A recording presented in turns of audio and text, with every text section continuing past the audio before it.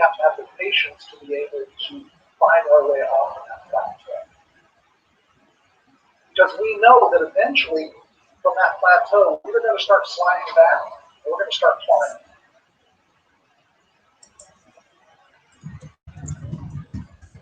For the Latin phrase, maxima omnium virtutum est patientia. You've heard of this one. Patience is the greatest of all virtues. Well, this verse appeared, as far as we know, in some ancient Latin texts. But in 1377, the poet William Langton wrote the phrase, patience is a virtue. And this still resonates today as an aphorism of wisdom. A person that is wise knows that patience is a virtue. Well, it simply means the ability and the intent to wait for something without anger or expectation for something or someone. So it's the ability to wait. And since Latin was a common tongue, and likely long before that, patience has been viewed as a positive disposition, a wholesome way. Excuse me. Patience for some even takes on a religious dimension. When one is told, be patient, deliverance will come. Or be patient, your ascension is just around the corner. Or be patient, there is that land of virgins out there. But you gotta be patient. On a path of transformative, I don't know if any of you have been in the military or whatever. But when you're in the military, you find out that patience becomes this order that you have to follow. Be patient. Waiting wasn't the only option. So either succumb to the anxiety and the restlessness, maybe a little anger, or you just learn to be Born in Tibet by Gyamtrul Rinpoche. In this particular scene, another Rinpoche, Jamgon Kongtrul Rinpoche, is speaking to Gyamtrul. And he says, once there was a great teacher called Patrul Rinpoche. He did not belong to any monastery, but traveled everywhere about the country without any attendance or baggage. And one day he went to visit a certain hermit who had been living alone in a hut for many years. In fact, he had become quite famous, and many people came to see him there. Some came for advice, and some to test how advanced he was in spiritual knowledge. Patrul Rinpoche entered the hut unknown, and the hermit looks up. Where have you come from? And where are you going? Patrul Rinpoche replies, I came from behind my back, and I am going in the direction I am facing. The hermit was kind of taken aback, and he asks, well, where were you born? On earth, was the reply. Which school do you follow? The Buddha. Well, the hermit was now feeling rather put out, a little annoyed, and seeing that his visitor was wearing a white lambskin hat, he asked him, if you are a monk, why are you wearing that? Patrul Rinpoche replies, now I see your sword. Look here, if I were to wear a red hat, the Gelugpas will be looking down their noses. And if I wear a yellow one, the others will be the same. So I have a white one. It saves trouble. And he was referring jocularly to the fact that the Gelug order of monks wear a yellow hat, and all the remaining orders wear a red one. This was a little joke about intermonastic rivalries. The hermit did not understand what he was saying. So Patrul Rinpoche began asking him why on earth had he come to live in such a remote and wild part of the country. So, a little parable about patience. Patrul Rinpoche, what he was doing here is he skillfully the hermit to recognize his own pomposity and pride. So then, that hermit could go on and realize the value of that ideal of patience that he thought he was practicing. And much like the wounded man in the parable of the arrow, who demanded the unknown before dealing with what was known, the hermit was attached to what he didn't know.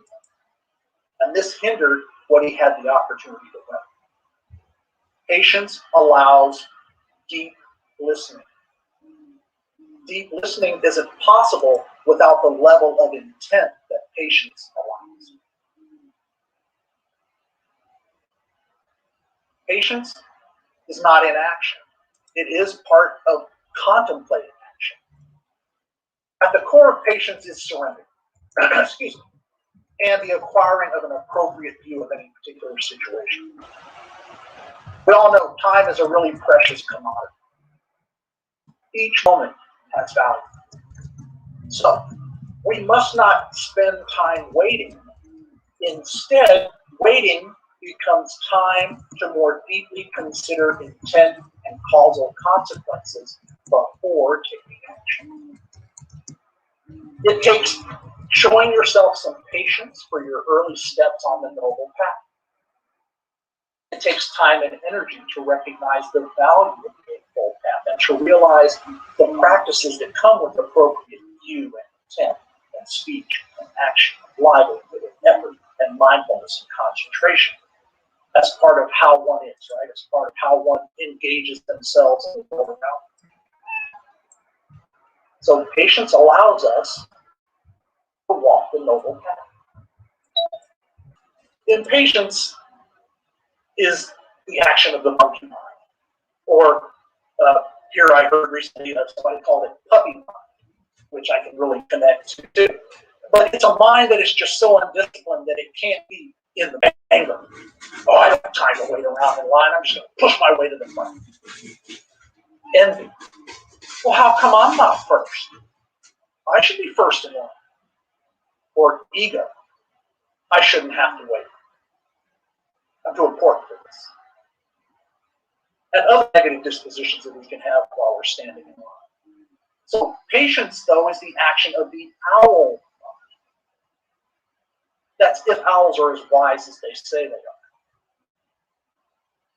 So we can look at patience as the owl mind, willing to sit on the branch and look around and wait. Because wisdom tells us that's a wholesome action.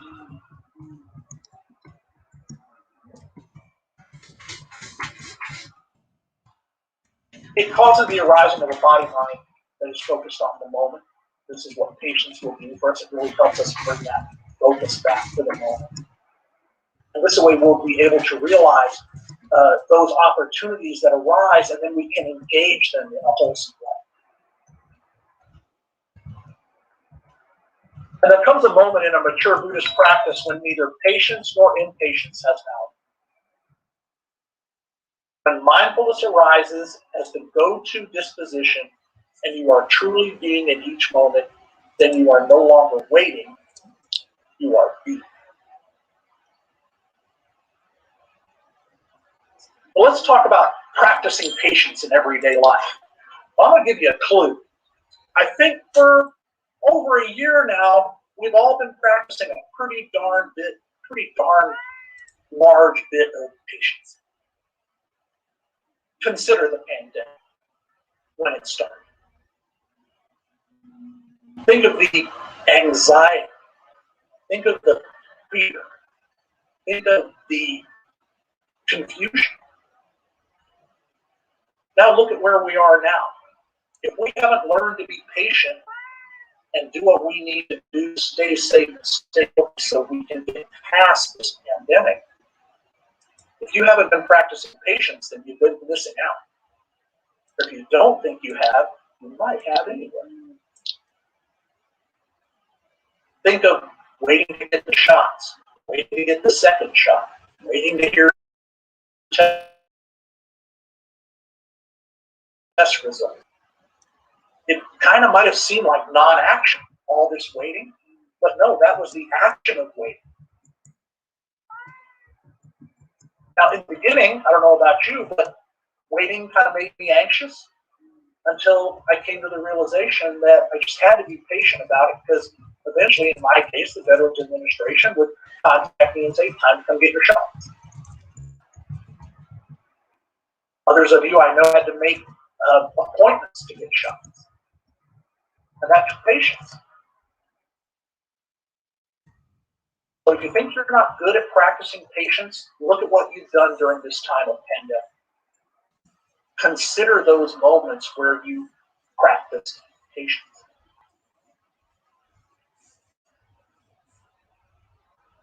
Think of all the things you can do while you're practicing patience. Standing in the grocery line, for example. You can look around at the people. Maybe you can take out your phone and read, or maybe you can just stand there in the line and be in that moment. If you have a kid you're picking up from school and they're late coming out to the car, practice patience. If you have a significant other and you've got to leave the house at 8 o'clock and it's 7:58, practice patience. You have all kinds of opportunities to practice patience.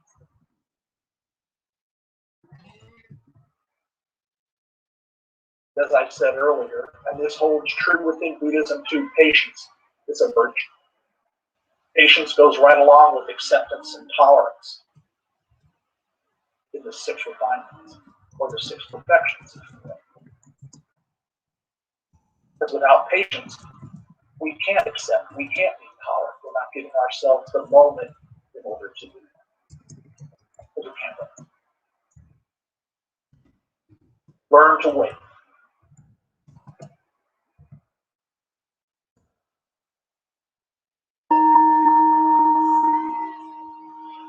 All right, questions, comments? And I'm not going to use names for anonymity's sake, so you guys know. All right, so the first one, waiting in line, either in a store or in traffic. I should have mentioned traffic. That's a good one. It's a great opportunity for some eyes open meditation. Yeah, you can use that time for something. I knew somebody years ago, and I still wonder if she still does this. When she's driving, she's chanting the Heart Sutra as she drives down the road. And I think people must really think that's odd if they're parked next to the traffic light. So this is a great opportunity. Waiting, make it into an opportunity. The next is hurry up and wait. Means hurry to the position so you'll be there before the opposition and prepared to face them. And that is one reason. I know that in the American military, hurry up and wait meant we just need you to get there early. We don't have anything else scheduled for you, so we're just going to make you stand there for an hour. It's just part of training.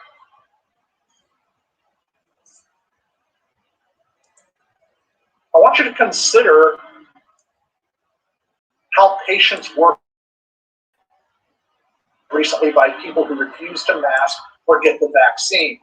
It can be frustrating to show compassion to people who appear to show little concern for those around them. And I get where you're coming from on that. It's really hard to be patient with people like that, especially when you come to realize that probably no matter how long you wait, they're not going to change. But who knows? Maybe later on, maybe they will change their minds. We don't know. But being impatient with them won't help either. There's another, we use hurry up and wait a lot in construction. Other tradesmen would get behind and we would have to wait an extra day or two. That sort of thing taught me a lot about that has kids. Well, I guess if you're a parent, of course you're going to have kids. Patience is something you've already got. Because, kids, they're kind of on their own time schedules a lot. And it's very important. Because again, if you're not, then you get annoyed with them, then you get angry with them. And that's never.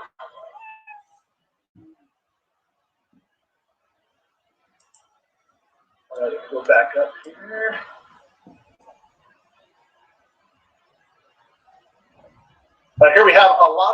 who have accomplished what would be considered great things had to have a lot of patience. That sense of patience and determination to work on their skills and talents, and the patience to ignore people who try to discourage them. And I think a very helpful way to learn patience is to learn to enjoy the process. If patience is based on looking at future outcomes, by enjoying the process, it brings you back to the now. It is like a painter. The painter doesn't create as many paintings as possible because that's not the point. They just want to create. The point isn't quantity, but quality and the process itself.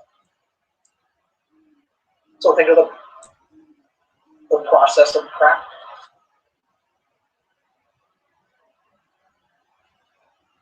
Definitely something that requires patience. So this idea of enjoying the process, you might even call it enjoying each moment.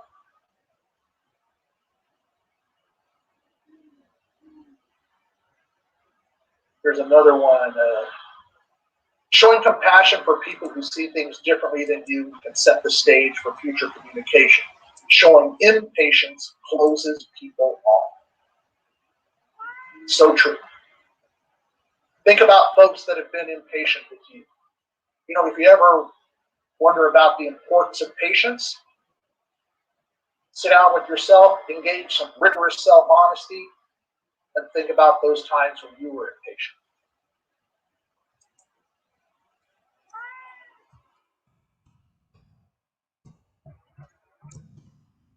And another one here. Make sure I got the whole thing. Here we go. Dealing with my disorder is an exercise in long-term patience, forgiveness, and compassion for my slow incremental progress over the years. Each seems to reinforce the other. Now, this is a nice view here. 3 words: patience, forgiveness, and compassion.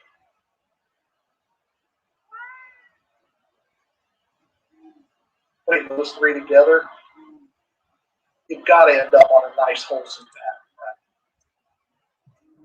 Right? And Sophie, she's right that each does reinforce the other, because in order to forgive, you're going to have to find some sort of patience. In order to have compassion, you're going to have to find some sort of patience. Another one says one has to understand that doing things properly takes time. Sorry, I lost my place here. Let me find it.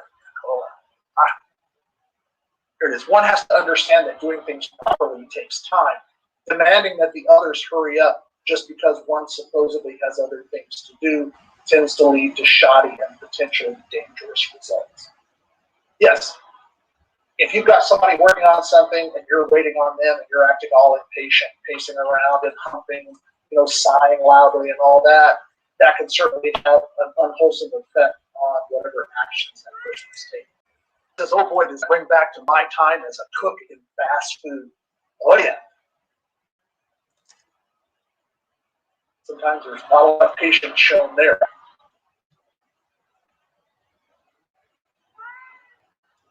So, got a little homework for you. Sometime during the week, something is going to come up and you are ready to be impatient about. That's going to be your first go-to habitual reactivity, is impatience. I want you to be mindful. And when that moment happens, hopefully you'll be mindful enough to catch it. Then I want you to have a nice, short talk with yourself. Why am I impatient? What am I going to gain by being impatient? Path, you'll have a direction you can take to work on your patience.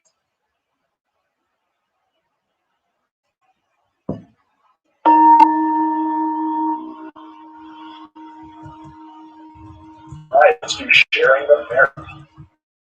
Showing our gratitude and generosity, practicing the way of awareness gives rise to benefits with harmony. We vow to share these benefits of our parents. Excuse me, I'm going to start over.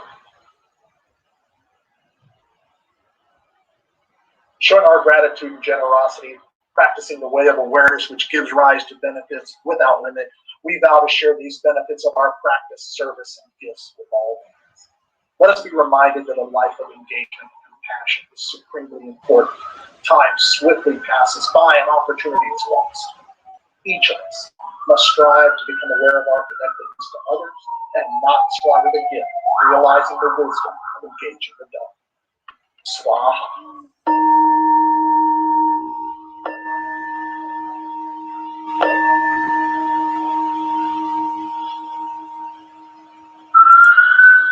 And I guess we went out on a high note right there.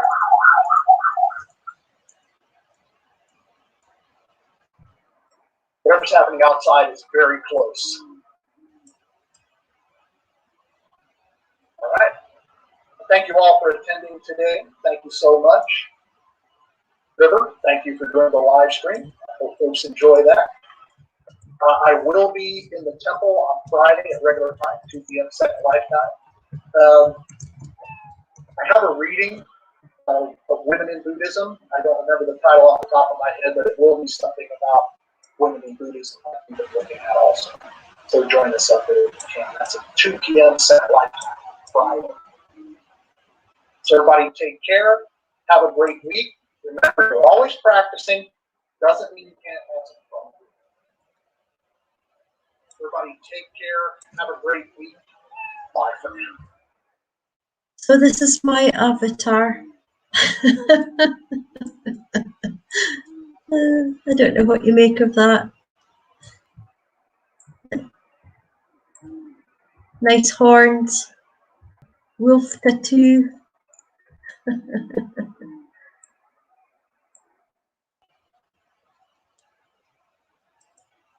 Anyway, thank you very much for coming on to the comments. This will be a regular thing on a Monday because Venerable Wayne has a session every Monday at this time, and also on Friday. My apologies for the technical issues at the start. It was a shame you must have missed about the first 10 to 15 minutes of that, but at least it gives you a flavour of what it's like. So thanks very much. Until the next time, bye for now, folks. Take care, keep safe, love you all. Bye.